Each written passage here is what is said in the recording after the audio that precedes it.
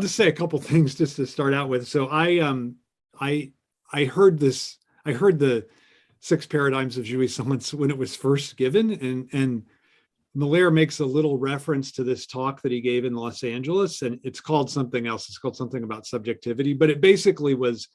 So the first half was about the history of how subjectivity was conceptualized in France in the beginning of the 20th century, and then he launched into the Six Paradigms of Jouissance, and this was a conference of.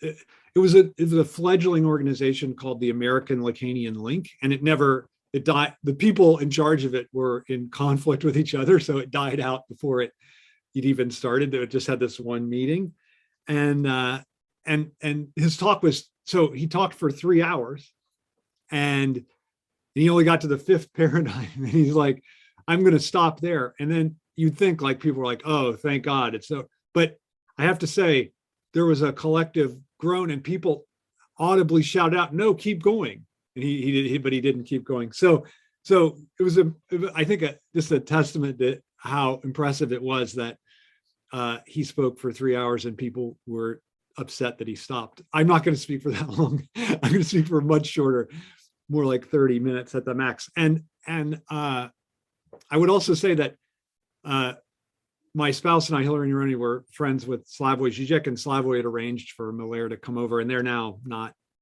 as close as they were then. But Miller had mentioned to Slavoj that he wanted to go to Disneyland, and Slavoj says to us, he's like, do you think you guys have a car? You know the area? Could you take Miller to Disneyland? So we're like, because you'll have to miss a day of the conference. We're like, okay, no problem. So we were getting ready to do it, and then for some reason he just bagged out. He was feeling a little, after that talk, I think he wasn't feeling that well. So it didn't happen, but I was very sad because I thought that would be pretty fun to have taken Miller to Disneyland. So I'm going to talk primarily about the second, third, and fourth paradigms, and then kind of maybe the rest will or the later two will come in a little bit maybe, but I'm just going to focus on those and a line of development that I see occurring, and then maybe afterward we can talk about how that relates to the other three and the importance of it. So I see that one of the things that happens in the trajectory of Lacan's thought is that the position that I'm going to say, I know a lot of people object to this, but I'm going to use jouissance and enjoyment as pure synonyms. So like there's this guy, Nestor Brownstein, who absolutely refuses it. There's other people that refuse it, but I'm not one of these. I think translation is a fetish. I don't care about it. So I'm going to so I apologize. If you care about it, I apologize for that.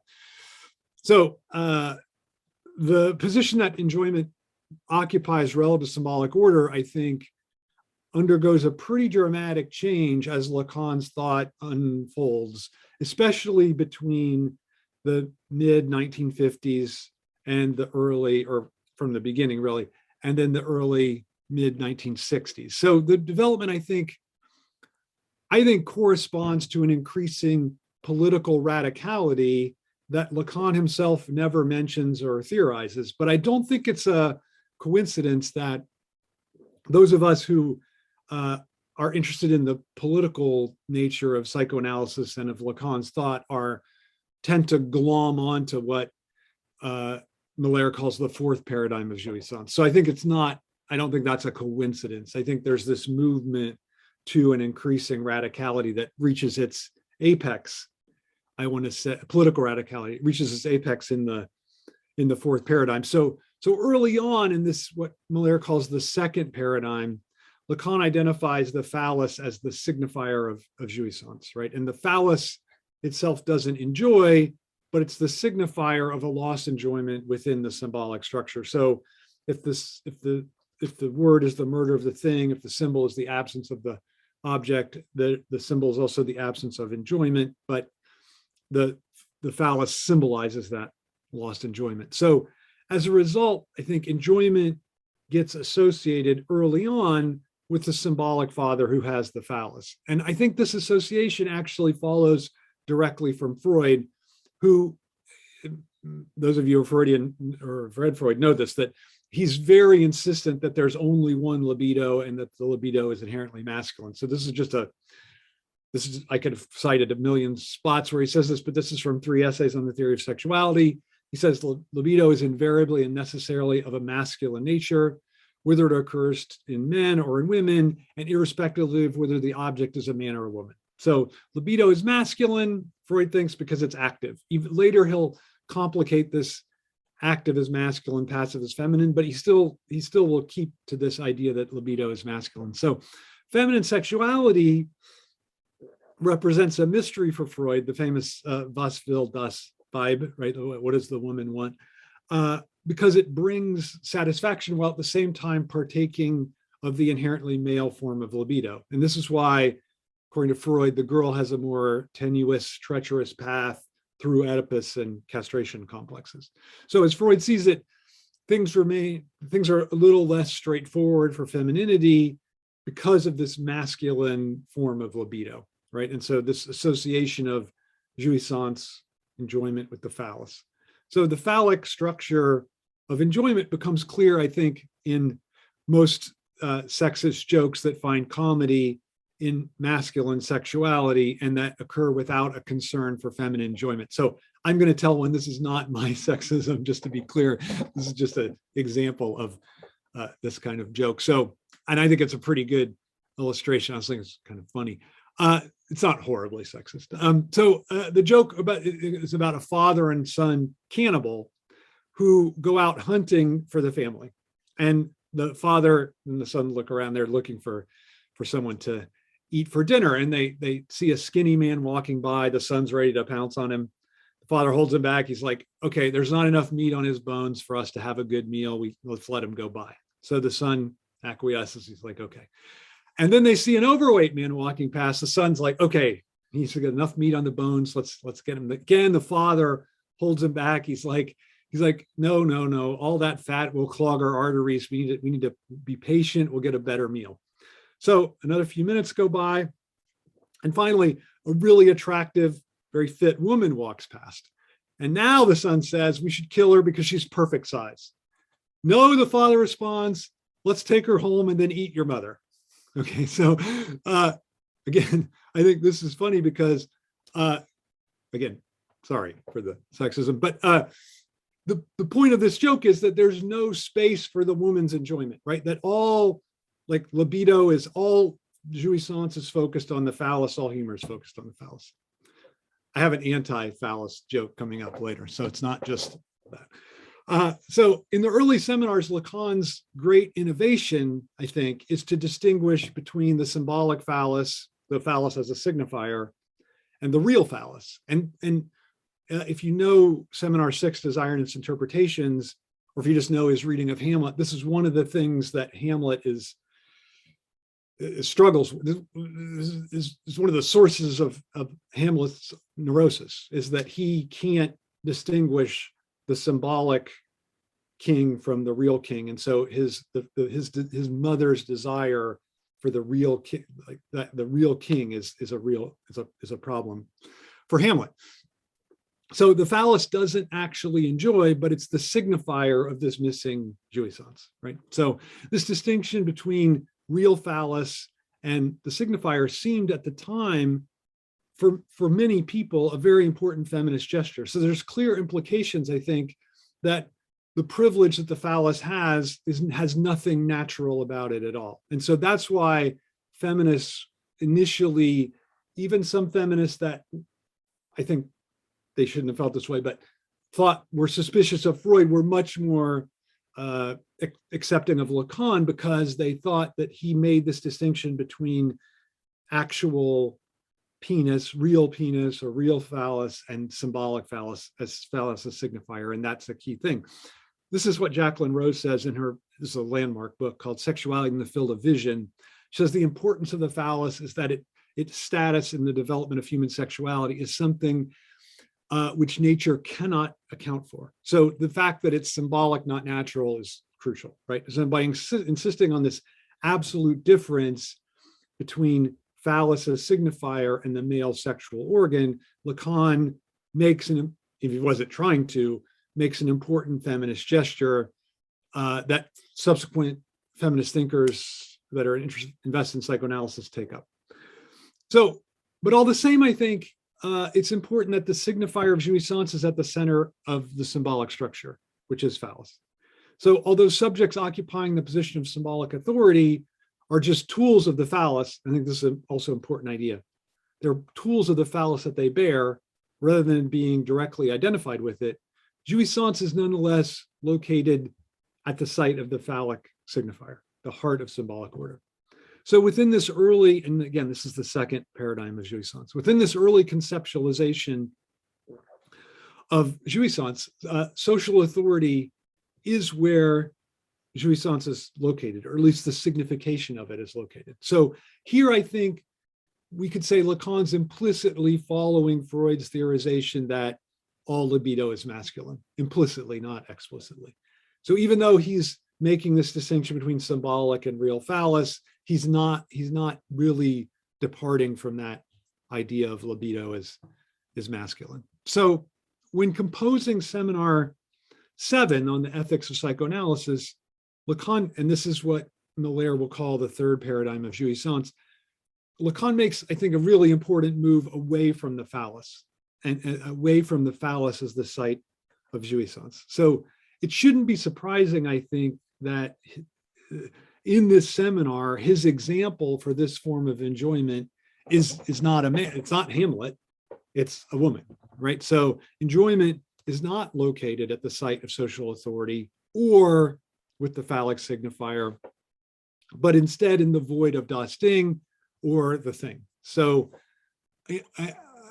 there's all of a sudden there's a radicality in Lacan's mind attached to enjoyment outside of the symbolic structure that's not necessarily evident in the earlier first two paradigms. So even though enjoyment remains off limits for speaking beings, it becomes possible to access it through an act that defies the figure of phallic authority. So that's really important, I think. So all of a sudden, Lacan starts to think, well, this jouissance is starting to become more accessible as it becomes more radical. So I think that's a really important idea that he's developing. So access to the enjoyment of the thing occurs through transgression. That's just full stop. I think that's his idea. And Jacques-Alain Miller points out that this conception of jouissance articulated in Seminar 7 portrays, this is a quote from the Paradigms essay, transgression as the only way to access it. I think he's absolutely right about that in terms of how Seminar 7 conceptualizes things. One thing that's interesting, just as a side note, whereas the other paradigms take place over a few years or even a longer time than that, decades, certain ones, this paradigm 3 it lasts for 1 year, just 1 year. And so Seminar 7, it's interesting that in a certain way, it's the most well-known, ethics of psychoanalysis, Antigone, people identify it with Lacan, and yet it's a hapax. It's just a one-off, and it doesn't fit with really what comes before or what comes after. Slavoj Žižek has said it's the time in which Lacan fell totally under the sway of Bataille, and I think that fits with this idea of jouissance of. There's even a session entitled "The Jouissance of Transgression." So he's totally along this line of. He doesn't go as far as Bataille and say, "Oh, it's in human sacrifice that we can find the jouissance," but he's on the way there. So the idea is that transgression is the only way to jouissance, and I think that explains the role that Antigone plays in the seminar. So through her total defiance of Creon's phallic rule, Antigone attains what Lacan calls this zone between two deaths. So a zone between symbolic death and real death. So she's symbolically dead. She no longer exists within the community, and yet she hasn't yet died. So it occurs when she's buried alive. And this zone of the beyond, Lacan, the other term he uses that never repeats is called ate. So, which he gets from the Greek. So she attains this beyond, when she goes beyond and transgresses what the phallic law, phallic signifier authorizes. And it's only through these extreme acts of sacrifice that one attains this zone between two deaths and attains the jouissance that corresponds to it. So we should imagine Antigone buried in jouissance, in a sense. Lacan also talks about Oedipus at Colonus, which is the third play in the trilogy, starting with Oedipus Tyrannus, then Antigone's the second, and then Oedipus at Colonus. And there Oedipus himself is this in this position of the beyond. And Lacan says that a nice thing. He's like, all of the heroes of Sophocles, for all of them, they have the status, except Oedipus and Oedipus Tyrannus, of the race is run. So that notion that you've transgressed all the symbolic barriers, you're at this end point, you're between two deaths. That's jouissance in the Sophoclean world. So but nonetheless, I think the danger of tying enjoyment to transgression, maybe it seems self-evident to you, is that it remains covertly dependent on the phallic law that it transgresses, right? So there's a sense in which I think Antigone relies on Creon, even though she's defying Creon, right? Like her defiance becomes an end in itself, right? There's a little joke about this. Does not really have to do with her jouissance, but the joke is like this: why was Antigone's apartment so stifling hot in Thebes? And the answer is because she refused to put any Creon in her air conditioner. So I made up that joke myself, so it's probably not as good as my one to come, which I've stolen from someone. Anyway, feel free to steal. Anyway, so I mean, you can't steal a joke because they're all made by the big other. So I think this reliance on the paternal law becomes apparent when Lacan refers to the Apostle Paul in the Ethics in Seminar 7. So he points out that transgression depends upon the paternal law that it violates. This is what he says, quoting him. He says, "We are in fact led to the point where we accept the formula that without a transgression, there is no access to jouissance. And to return to St. Paul, that is precisely the function of the law. Transgression in the direction of jouissance only takes place if it is supported by an oppositional principle by the forms of the law. If the paths of jouissance have something in them that dies out, that tends to make them impassable, prohibition, if I may say so, becomes its all-terrain vehicle, its half-track truck that gets it out of the circuitous routes that lead man back to in a roundabout way toward the rut of a short and well-trodden satisfaction." So again, the point is that the phallic signifier and the paternal law end up being the thing that create the prohibition that allows transgression to flower. So there's no transgression without the phallic law. So in other words, the jouissance of transgression links jouissance to the transcendence of the thing, which gives it a political potential, I think, not evident in Lacan's earlier conception of phallus as signifier of jouissance. And yet, I think this form of jouissance still remains too tied to the logic of the phallic signifier that it's transgressing, because it needs the thing that it transgresses. So transgression, in other words, always relies on what it's opposed to.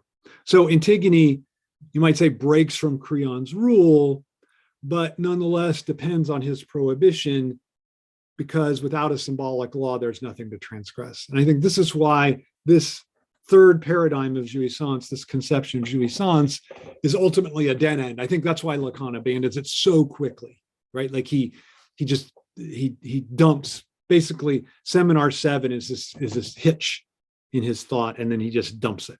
There's never a return to this notion of jouissance of transgression, even though there are people you can look up on YouTube and like jouissance, and they'll say all jouissance is jouissance of transgression. So there's still people that think this wrongly, I think. So the problem is, I think that it remains invested in phallus as just like the earlier formulation of jouissance in the earlier paradigm 2.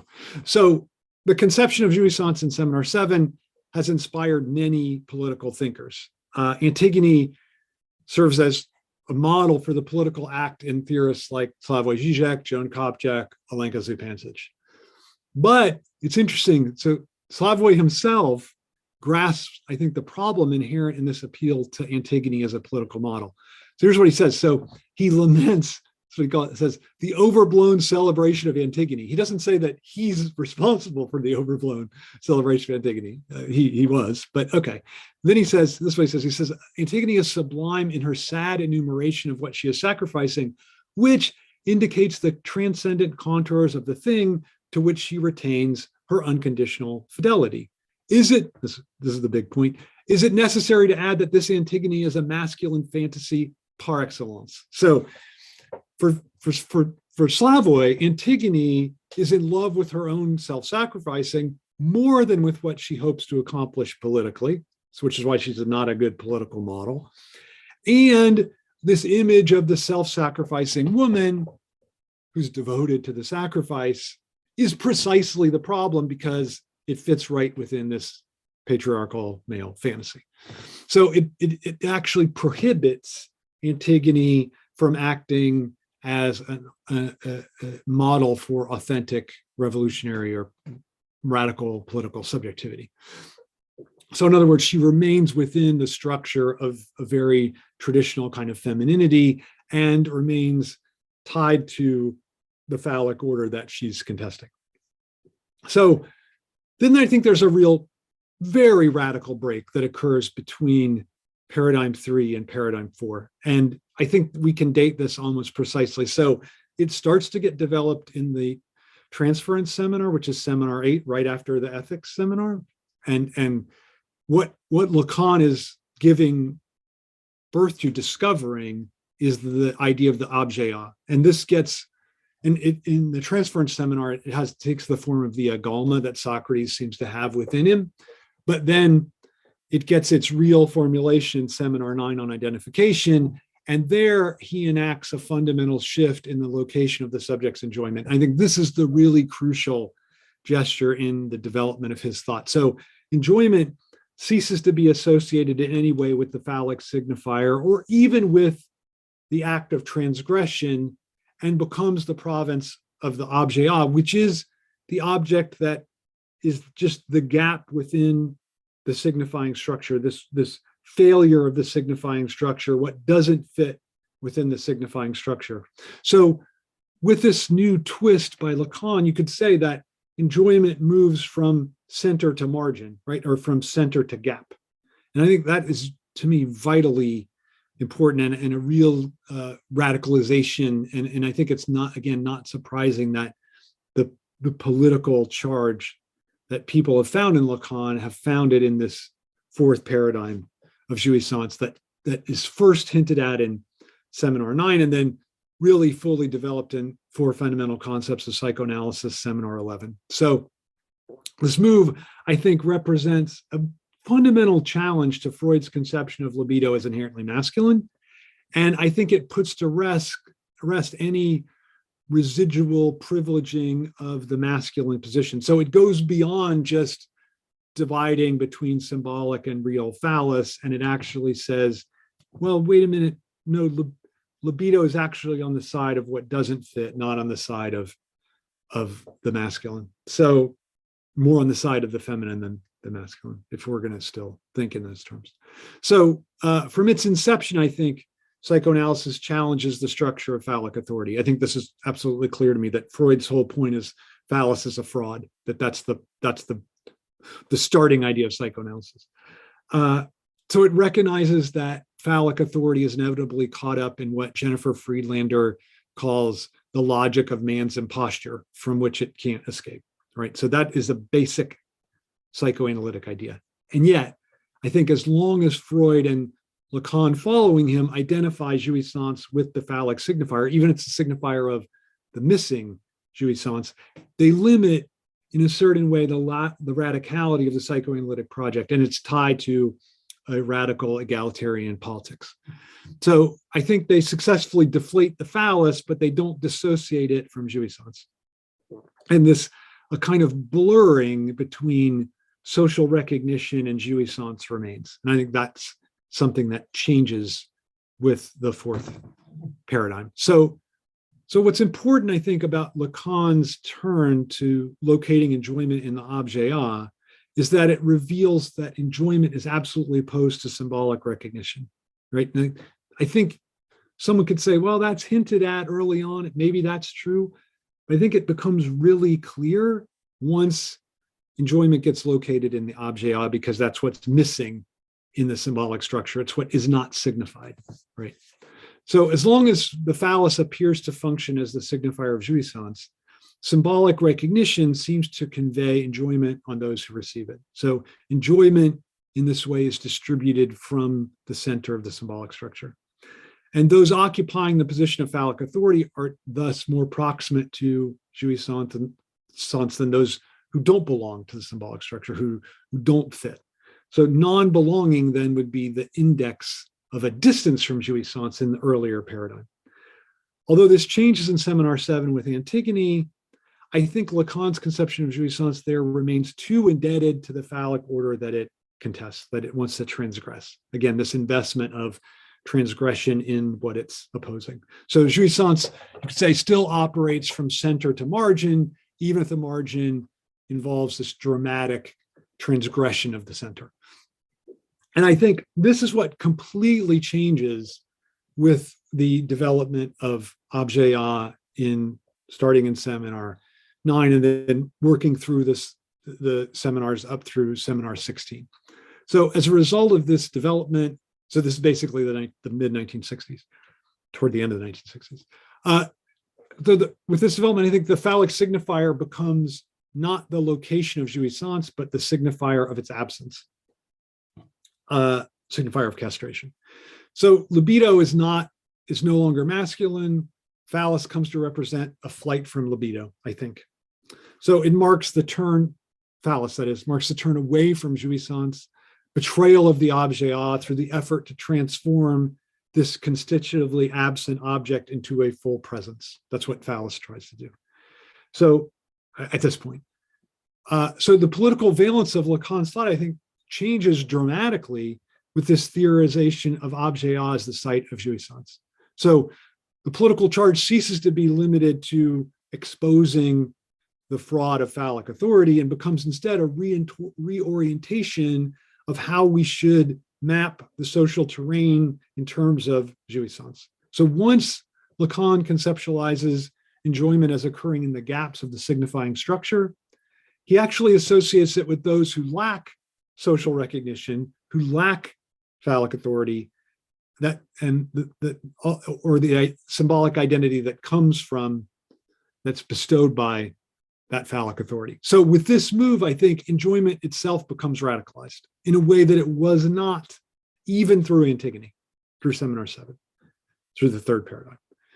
So according to this, the conception of jouissance that locates it in objet, what Miller calls the fourth paradigm, social belonging corresponds to a missing jouissance, to missing out on jouissance, since it occurs, jouissance that is, in the gaps of the symbolic structure. So subjectivity enjoys only insofar as it is alienated from the social order out of which it emerges. So the subject can enjoy because it doesn't simply exist in the identity that has been laid out for it. So enjoyment might maybe say, is the distance between subjectivity and symbolic identity. There's a distance between that, and that's where jouissance occurs. So the failure to fit is now the basis for success at enjoying.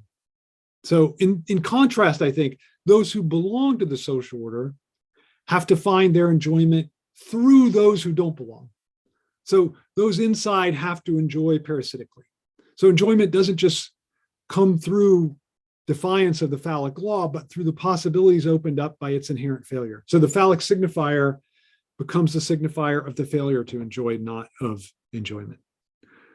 I don't think Lacan makes this explicit, but this is my reading of it. So enjoyment becomes located at the site of the absent object that defies the realm of signification altogether. So the signifier remains important, as it always will be for Lacan, but is only important for the gaps within the signifying structure that it can't account for. So enjoyment moves from the gaps to those on the inside who attempt to appropriate it through spectacles like what we see in Squid Game, for instance. If you've seen the show Squid Game, you see how it's all these people who don't fit in that are participating in the Squid Game, and then these really wealthy, phallic all guys, I think, come and enjoy through them at the end.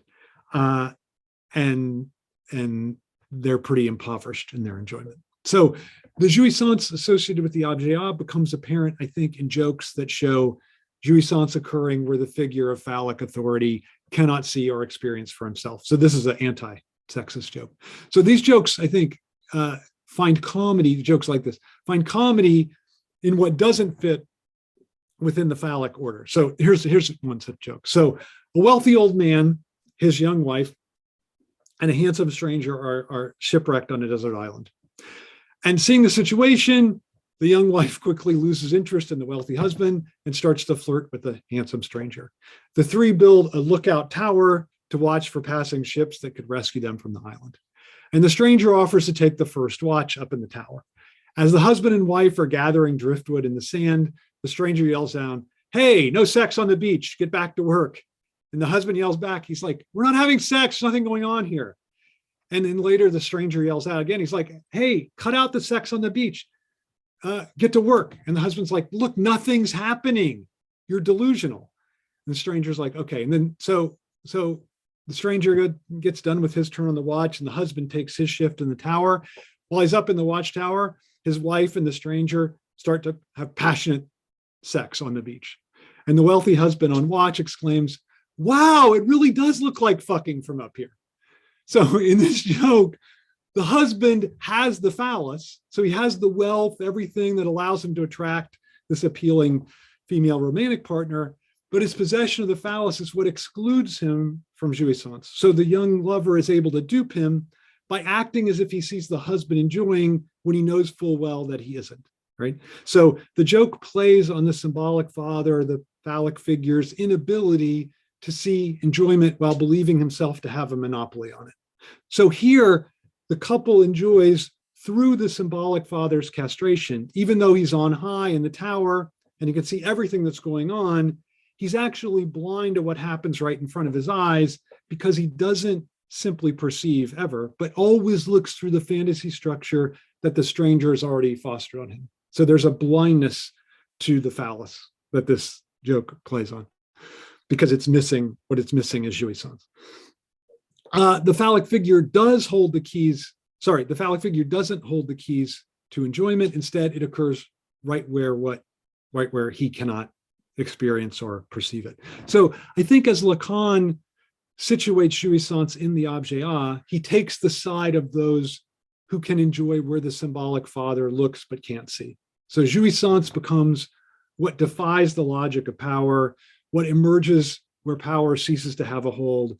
The phallus can't see where it fails. It can't, and which is what blinds it to jouissance, just as in this desert island joke. So the turn to the objet art that begins in Seminar 9, I think represents the radical political turn in Lacan's intellectual trajectory, which I think then continues into Seminar 16 from another to the other, and the further paradigms of jouissance.